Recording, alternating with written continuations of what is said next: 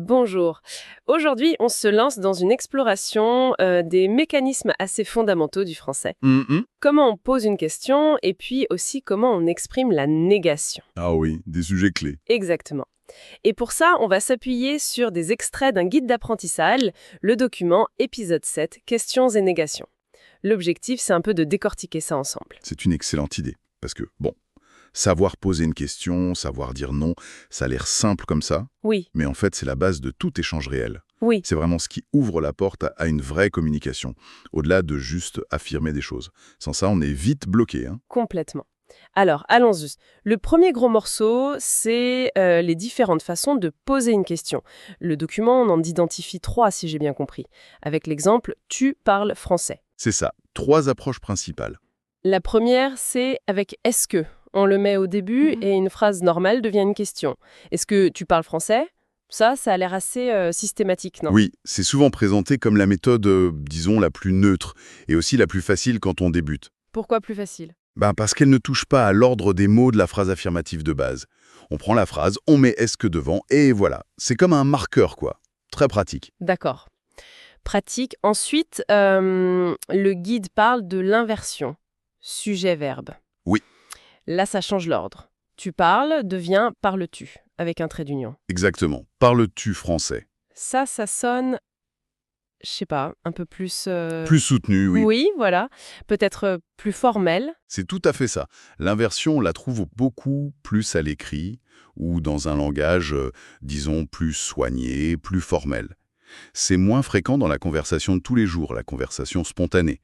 Mais c'est parfaitement correct, bien sûr. C'est juste une question de registre. D'accord, registre plus soutenu. Intéressant. Et la troisième voie? Alors, la troisième, c'est la plus simple en termes de structure grammaticale. Ah oui! C'est l'intonation. Ah oui! On garde la phrase affirmative. Tu parles français. Mais on change la musique de la phrase. La voix monte à la fin. Tu parles français? Voilà, c'est juste ça. Et celle-là, elle est reine à l'oral informel. On l'entend tout le temps. Tout le temps, c'est hyper économique comme façon de faire. Et ce qui est fascinant, c'est ça. 3 outils. Est-ce que, l'inversion, l'intonation. Pour faire la même chose, poser une question. Mais chacun apporte une petite couleur, une nuance de contexte. Donc le choix qu'on fait n'est pas neutre en fait. Non, pas tout à fait. Pour bien comprendre, le document donne d'autres exemples. Avec manger une pomme, ça donnerait quoi? Alors, on aurait est-ce que tu manges une pomme pour le neutre, facile. Ok. Manges-tu une pomme pour le plus formel. Mhm. Et puis, à l'oral, tu manges une pomme avec l'intonation. C'est clair. Et pareil pour aimer le café? Exactement le même principe. Est-ce que tu aimes le café? Aimes-tu le café? Tu aimes le café? Le fait de répéter avec différents verbes, ça aide vraiment à saisir le mécanisme, je pense. Oui, ça fixe bien la structure. Bon, ça c'est pour les questions où on répond par oui ou non principalement. Les questions fermées, oui. Mais si on veut savoir quoi, qui, où, bref, des informations plus spécifiques, là, il faut autre chose, j'imagine. Tout à fait. C'est là qu'interviennent les mots interrogatifs. C'est eux qui vont nous permettre de creuser un peu. D'accord. Le guide en met 5 en avant comme étant vraiment fondamentaux.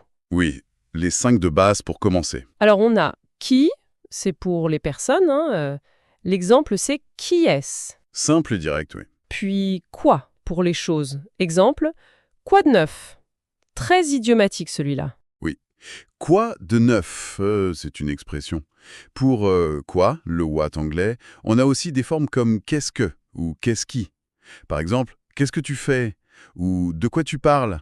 Quoi tout seul en début de phrase, c'est rare, sauf dans des expressions ou des réactions. Quoi? Ah, bonne précision. Donc quoi est un peu plus complexe peut-être? Un peu plus variable, disons. Mais l'idée de base, c'est bien what. Ok. Ensuite, où? Ça c'est clair, c'est le lieu. Où est la maison? Voilà. Where. Quand? Pour le temps. When? Quand est ton anniversaire? Mhm. Et enfin, pourquoi? La raison. Why? Pourquoi apprends-tu le français? C'est ça. Avec ces 5-là, qui, quoi, où, quand, pourquoi, on peut déjà avoir une vraie conversation, non? Aller chercher de l'info. Ah bah oui, complètement. Ça change tout. On sort du simple oui-non. On peut demander des détails, des explications, les circonstances, les causes. C'est vraiment ça qui enrichit l'interaction. Oui, je vois. Le document donne d'autres exemples simples comme où est le livre ou quand manges-tu.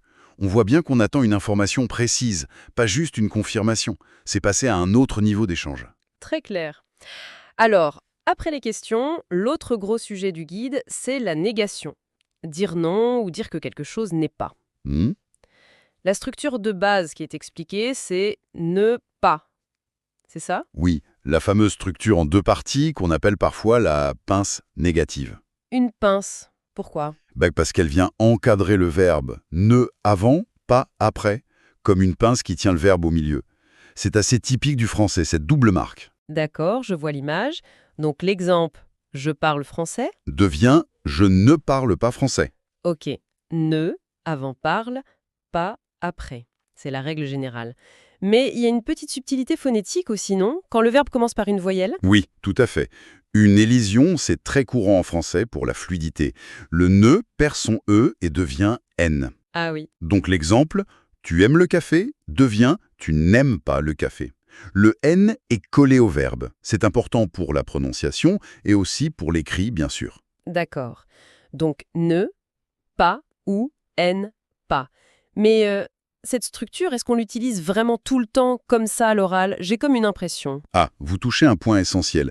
C'est la grande différence entre le français, disons, standard ou formel, et le français parlé de tous les jours. C'est-à-dire? La règle qu'on apprend, celle qui est correcte, grammaticalement, et qu'on attend à l'écrit ou dans des situations un peu formelles, c'est bien ne pas. Ok.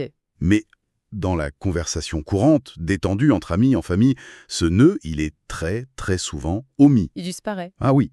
On entendra beaucoup plus j'aime pas le café que je n'aime pas le café. Ou je sais pas au lieu de je ne sais pas. Ah oui, c'est vrai, on entend ça tout le temps. Voilà, donc c'est important de le savoir. Si on utilise toujours ne pas, on est parfaitement correct. Vraiment irréprochable. Mais Mais, ça peut sonner un peu, comment dire, un peu trop scolaire ou formel dans un contexte très détendu. d'accord. Pour quelqu'un qui apprend, le conseil c'est maîtriser la forme complète, ne pas, pour l'écrit et le formel, c'est la base.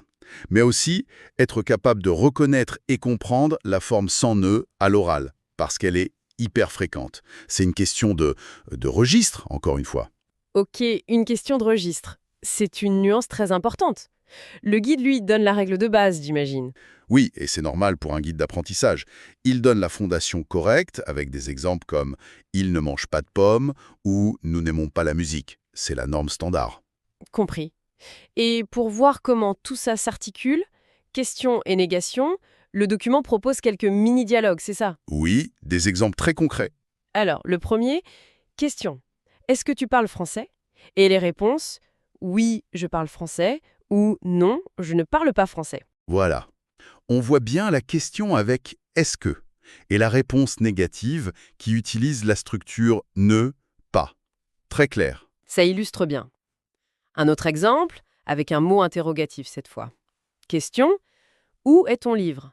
Réponse, mon livre est sur la table. Là, on voit l'utilisation de « où » pour chercher une info spécifique, le lieu. Et la réponse qui fournit cette information, directe. Et un dernier exemple avec pourquoi? Question, pourquoi aimes-tu le café? Réponse, j'aime le café parce qu'il est bon. Parfait. La question en pourquoi appelle une justification et la réponse commence logiquement par parce que. C'est vrai que ces petits exemples, même s'ils sont simples, Mhm. ils montrent bien comment les pièces du puzzle s'assemblent.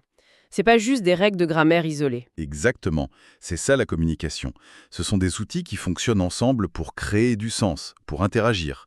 La question ouvre, la réponse remplit, la négation nuance ou contredit. C'est la mécanique de base de l'échange. Tout à fait. Bon, si on devait résumer un peu les points clés qu'on a explorés à partir de ce guide, Oui, on a vu les 3 façons principales de poser une question. Est-ce que, l'inversion sujet-verbe et l'intonation, avec leur contexte d'usage. c'est ça. Ensuite, on a identifié 5 mots interrogatifs de base, qui, quoi, où, quand, pourquoi, pour aller chercher l'information. Les incontournables. Et enfin, la structure de la négation standard, ce ne, pas, et sa petite variante, ne pas, tout en gardant en tête la nuance de l'oral où le ne saute souvent. Voilà une bonne synthèse. Ce sont vraiment des fondations solides pour pouvoir interagir en français. Et concrètement, pour une personne qui apprend le français, maîtriser tout ça, qu'est-ce que ça apporte au quotidien? Ah ça change tout. Ça veut dire pouvoir poser ses propres questions, ne plus être passif, Oui. comprendre les questions qu'on nous pose, et pouvoir nuancer ses réponses, exprimer un désaccord, une absence. C'est l'autonomie de la conversation, en fait. C'est pouvoir vraiment participer. C'est énorme comme étape. Oui. Et j'ajouterais qu'au-delà de juste appliquer la règle, ce qui est intéressant, c'est de commencer à sentir pourquoi on choisirait une forme plutôt qu'une autre. C'est-à-dire? Choisir entre l'intonation et l'inversion, par exemple, ce n'est pas qu'une question de grammaire, c'est aussi une question de style, de formalité, de la relation qu'on a avec la personne.